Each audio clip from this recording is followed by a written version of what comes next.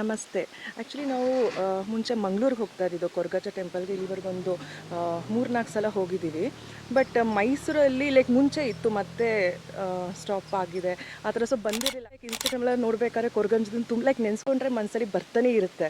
So ಅದಕ್ಕೆ ಇವತ್ತು ಬರಬೇಕು ಅಂತ ಹೇಳಿ ಮೈಸೂರಲ್ಲಿ ಜಸ್ಟ್ ಗೂಗಲ್ ಮಾಡಿದಾಗ ಇಲ್ಲಿದೆ ಅಂತ ಗೊತ್ತಾಯಿತು. ಸೊ ಬಂದ್ವಿ, ತುಂಬ ಖುಷಿ ಆಯಿತು. ಲೈಕ್ ಮಂಗಳೂರಿಗೆ ಎವ್ರಿ ಟೈಮ್ ಹೋಗೋಕ್ಕಾಗಲ್ಲ. ಸೊ ಇಲ್ಲಿ ಹತ್ರ ಇರೋದ್ರಿಂದ ನಮಗೆ ಬಂದು ಹೋದರೆ ಲೈಕ್ ತುಂಬ ಮನಸ್ಸಿಗೆ ನೆಮ್ಮದಿ.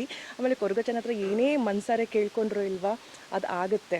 ಅಂದರೆ ನ್ಯಾಯ ಹೆಂಗಿರುತ್ತೆ ಅದಕ್ಕೆ ಉತ್ತರ ಮನುಷ್ಯರು ಕೊಡೋಕ್ಕಾಗಲ್ಲ, ಖಂಡಿತ ದೇವರು ಅದು ಕೊಟ್ಟೇ ಕೊಡ್ತಾರೆ. ಸೊ ಒಂದು ಮನಸ್ಸಿಗೆ ಸಮಾಧಾನ ಆಯಿತು. ಇನ್ಮೇಲೆ ಪ್ರತಿದಿನ ಲೈಕ್ ಅಟ್ಲೀಸ್ಟ್ ವೀಕ್ಲಿ ಒನ್ಸ್ ಆದರೂ ಬರೋಕ್ಕೆ ಟ್ರೈ ಮಾಡ್ತೀವಿ. ವೆಜ್ಜು ನಾನ್ ವೆಜ್ ಅಲ್ಲ,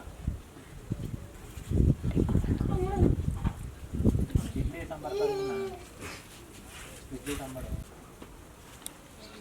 ಚೆನ್ನಾಗಿ ಮಾತಾಡ್ಬೇಕು. ಹೌದಾ ಮಾತಾಡಬೇಕು.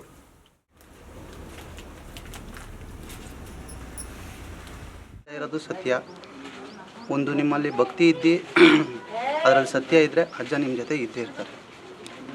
ಏನಿಲ್ಲ, ನಿಮ್ಮಲ್ಲಿ ಏನೇ ಥರ ಕಷ್ಟ ಏನೇ ಇದ್ದಿದ್ರು ಅಜ್ಜನಲ್ಲಿ ಬಂದು ಒಂದು ಪ್ರಾರ್ಥನೆ ಮಾಡೋಗಿ ಎಲ್ಲ ಒಳ್ಳೆಯದಾಗುತ್ತೆ.